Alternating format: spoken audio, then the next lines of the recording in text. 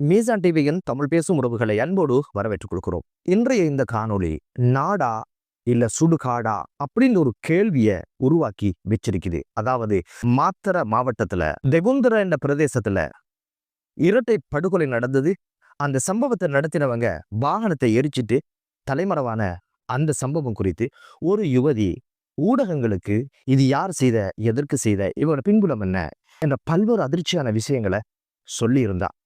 சினிமால கூட இந்த விஷயங்களை நீங்க பார்த்திருக்க மாட்டீங்க. பயங்கரமான விசித்திரமான அதிர்ச்சியான செய்திகள் தாங்கிய கதை தான் அது. இது வரைக்கும் எங்களுடைய சேனலை யாரெல்லாம் சப்ஸ்கிரைப் பண்ணலையோ அவங்க எங்களோட சேனலை சப்ஸ்கிரைப் பண்ணி வைங்க. பிடித்திருந்தா லைக் பண்ணுங்க. இது சம்பந்தமா நீங்க என்ன நினைக்கிறீங்களோ அந்த ஒரு விஷயத்தை கண்டிப்பா கமெண்ட்ல சொல்லுங்கன்ற ஒரு விடயமான வேண்டுதலோட வாங்க வீடியோக்குள்ள போகலாம். இந்த கதை எப்படி அமைஞ்சிச்சு அப்படின்னு கேட்டீங்கன்னா, ஒரு பர்த்டே பார்ட்டியை முடிச்சுட்டு இரவு 11:45 மணி அளவுல அவங்க வீடு திரும்புகிற இந்த சந்தர்ப்பத்துல ஒரு வேன்ல வந்த சில துப்பாக்கிதாரிகள் அந்த பைக்கை அடிச்சு விட்டு விழுந்த உடனே சரமாரியா ஷூட் பண்ணி அந்த சம்பவத்திலே 2 அந்த வாலிபர்களும் இறந்து போறதோட வாகனத்தை எரிச்சிட்டு தப்பி போயாச்சு அப்படின்னு ஒரு சம்பவம் நீங்க எல்லாரும் அறிஞ்சிருப்பீங்க. இந்த சம்பவம் யாரு செஞ்ச, எதுக்கு செஞ்ச அப்படின்ற விஷயங்களை தான் அந்த யுவதி தைரியமாக ஊடகத்துல சொல்லி இருந்தா. துபாயில இருக்கிற பாலமல்லி என்று சொல்லப்படுகின்ற மிகப்பெரிய தாதா, குடு பிஸ்னஸ்காரர், குடு வியாபாரம் செய்கின்ற இந்த பாலமல்லி தான் இந்த ஒரு விஷயத்த பண்ண சொல்லி அந்த கன்றக்க குறித்த நபர்களுக்கு கொடுத்திருந்தாராம். இங்க டார்கெட் பண்ணினது ஒருத்தரை, ஆனா அங்க 2 பேரையும் படுகொலை செய்யற மாதிரி அந்த சம்பவம் நடந்து முடிஞ்சிருக்குது. இதுல சம்பந்தமே இல்லாத அப்பாவித்தனமாக ஒருத்தர் படுகொலை செய்யப்பட்டாரு. இவரோட பயணிச்ச அவருடைய நண்பர் திருமணம் முடிச்சு 1 மாதம் ஆகுது. இன்னும் 1 வாரத்துல வெளிநாடு போறதுக்கான ஏற்பாடெல்லாம் செஞ்சாச்சு. இவர் படுகொலை செய்யப்பட்டது இவருடைய தந்தைக்கு இதுவரைக்கும் தெரியாது. காரணம், அவர் ஒரு மீன்பிடி தொழிலாளி. அலியா போட் என்று சொல்லுகின்ற பெரிய போட்ல போனவங்க 1 வாரம் கழிச்சு தான் வருவாங்க. இன்னும் அந்த தந்தைக்கு இந்த சம்பவம் எதுவும் தெரியாது என்பது இன்னும் நம்மள ரொம்ப சோகத்துல ஆழ்த்துற ஒரு செய்தியாக பார்க்கப்படுது. இங்க டார்கெட் பண்ணப்பட்டது யாரு அப்படின்னு கேட்டீங்கன்னா, யமேஷ் என்று சொல்லப்படுகின்ற ஒரு வாலிபன். யமேஷுக்கும் இந்த பாலமல்லிக்கும் என்னதான் பிரச்சனை அப்படின்னு பார்த்தா, பாலமல்லிக்கு எந்த பிரச்சனையும் கிடையாது. பாலமல்லியினுடைய தம்பி கழுமல்லிக்கும் இந்த படுகொலை செய்யப்பட்ட யமேஷுக்கும் இடையில ஒரு வாய் தகராறு நடந்தது மட்டும்தான்.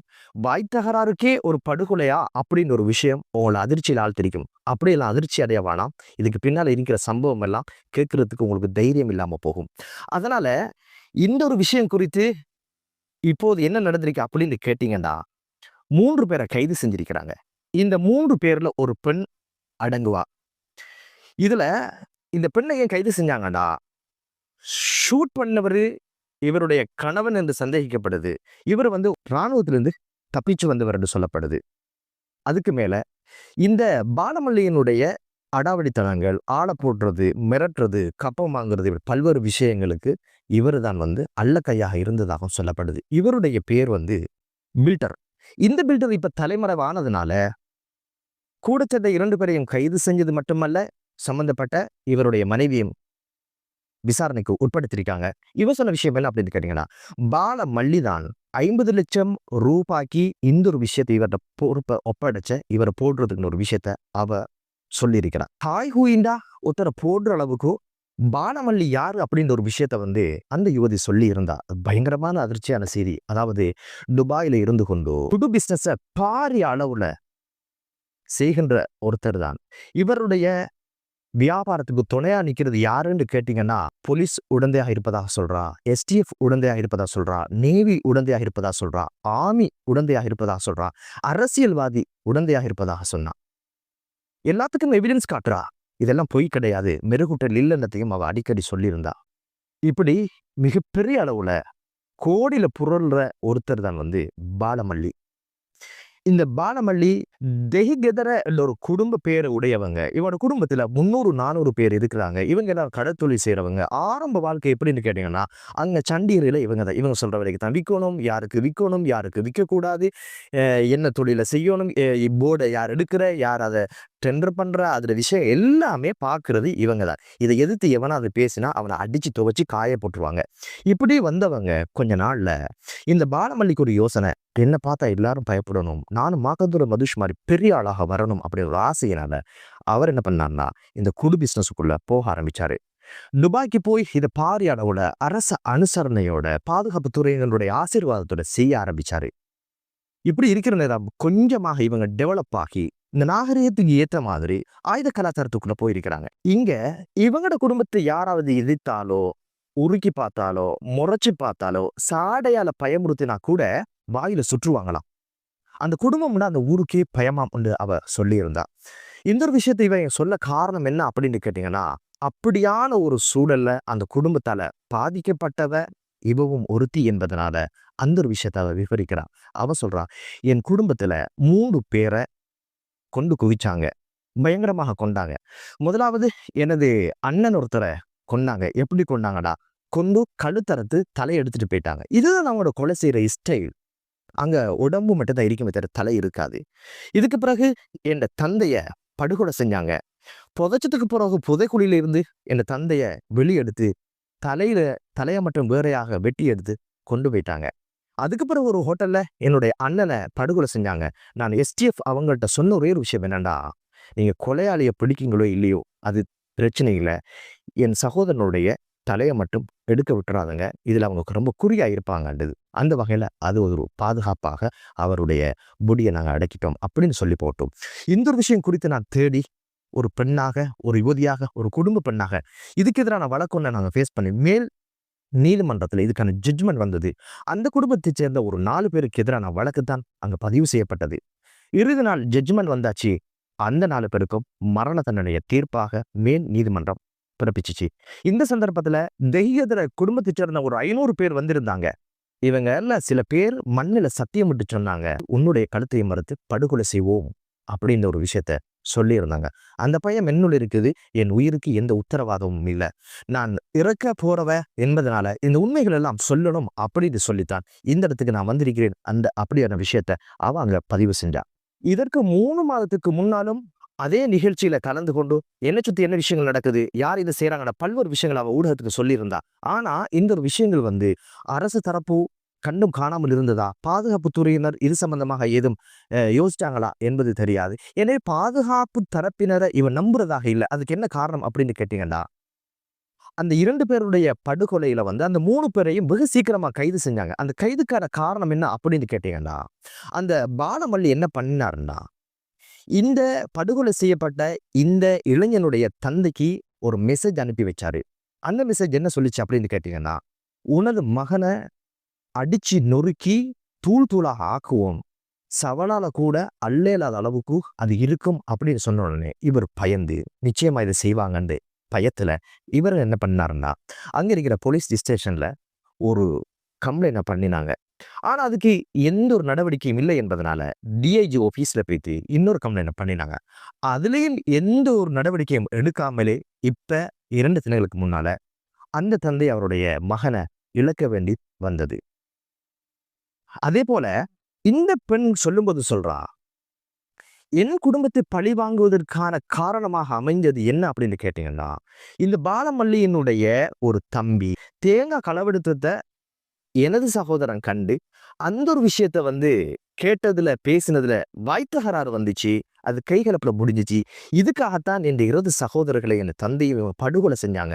இதை நான் நான் யார்கிட்ட சொன்னாலும் இதை யாரும் நம்ப போறதில்ல. ஒரு தேங்காய் சண்டைக்கு மனுஷனை கொல்லுவானா அப்படின்னு தான் யோசிக்கிறாங்க. இதெல்லாம் நடந்து முடிஞ்சிருக்கின்ற ஒரு அதிர்ச்சியான விஷயத்தையும் அவ சொல்லியிருந்தா. அப்போ உங்களுக்கு போலீஸ் பாதுகாப்பு கேட்கலாமே அப்படின்னு சொன்னதுக்கு போலீசார் மீது எனக்கு எந்த நம்பிக்கையும் கிடையாது. காரணம் என்னன்னா, சம்பந்தப்பட்ட தரப்புல இங்க நாங்க கம்ப்ளைண்ட் பண்ணினா அதை கண்டுக்கிறாங்க இல்ல. எல்லாருக்கும் தேவையான பணத்தை பாலமல்லி கொடுத்து வச்சிருக்கிறதுனால அவருக்காகவே குடும்பங்கள் உழைப்பது போல போலீஸ் அதிகாரி டிஐஜி வரைக்கும் உள்ளவங்க எல்லாம் உழைக்கிறாங்க, எங்கேயும் போய் கம்ப்ளைண்ட் பண்ண முடியாதுன்ற ஒரு அதிர்ச்சியான ஒரு விஷயத்த சொல்லியிருந்தா. அது மட்டும் இல்ல, அந்த அவட பிரதேசத்தில் இருக்கின்ற போலீஸ் ஸ்டேஷன் இருந்த ஒரு ஓவைசி அவருக்கு தாராளமா பணம் கொடுத்ததுனால அவர் இந்த விஷயங்களை கண்டுக்கிறதுல இப்ப அவர் டான்சர்ல கண்டி பகுதியில ஒர்க் பண்றாரு அப்படின்ற ஒரு அதிர்ச்சியான விஷயத்தையும் சொல்லியிருந்தா.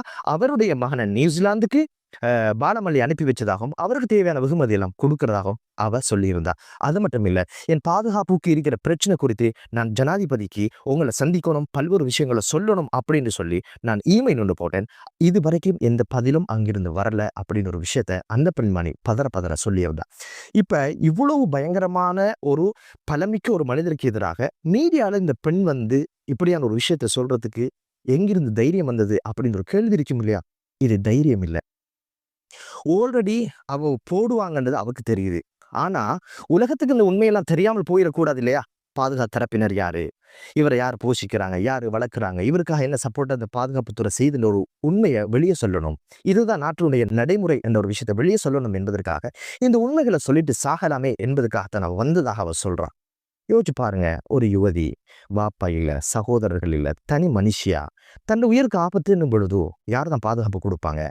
மக்கள் வரியில தான் இந்த பாதுகாப்பு துறையினருக்கு சம்பளம் கொடுக்குறாங்க. காரணம் மக்களுக்கான சேவையை வழங்கணும்னு. இந்த பாலமல்லி, மாக்கந்தூர் மதிஷ் போன்றவங்க இதை விட கூடுதலான சம்பளம் கொடுக்குறாங்க என்றதுக்காக அவங்க தான் இவங்களுக்கு முக்கியமா தெரியுறாங்களே தவிர, இந்த சாமானிய யுவதி போல சாமானிய மக்களுடைய பாதுகாப்போ நாட்டுடைய எதிர்காலமோ இவங்களுக்கு பிரச்சனை கிடையாது என்பதுதான் எமக்கு தெரிகிற ஒரு விஷயமாக பார்க்கப்படுது. ஒரு ஜனாதிபதிக்கு என்னுடைய பாதுகாப்புக்கு அச்சுறுத்தல் இருக்கு என்று சொல்லியும் அந்த இமெயில் இதுவரைக்கும் பார்க்கப்படலையா?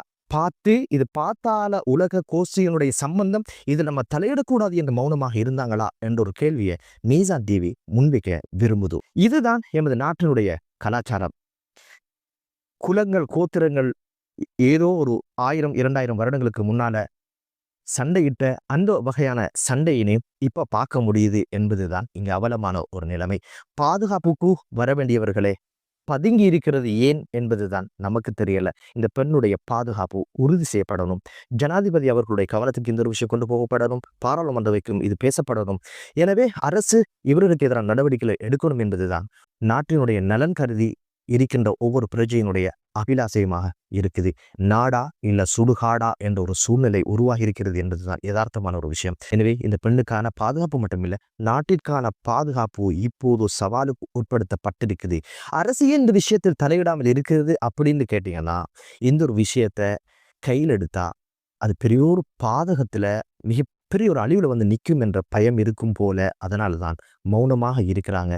யார் செத்தா யாருக்கென்ன, சம்பந்தப்பட்டவங்க பார்த்து கொள்ளட்டும் என்று கண்ணு காணாமல் இருக்கிறதா அரசு என்ற ஒரு கேள்வியை மீசான் டிவி முன்வைக்க நினைக்குது. எனவே ஜனாதிபதி அவர்களும் பாதுகாப்பு துறையினரும் இந்த ஒரு விஷயத்துக்கு முடிவு கட்டட்டும் என்ற ஒரு பிரார்த்தனையிலே இந்த பெண்ணுடைய பாதுகாப்பு மட்டுமில்லை, நாட்டினுடைய பாதுகாப்பை உறுதிப்படுத்தட்டும் என்ற ஒரு வினயமான வேண்டுதலை முன்வைத்து மற்றொரு காணொலியிலே உங்கள் அனைவரையும் சந்திக்கும் வரை விடைபெறுகிறேன். நன்றி.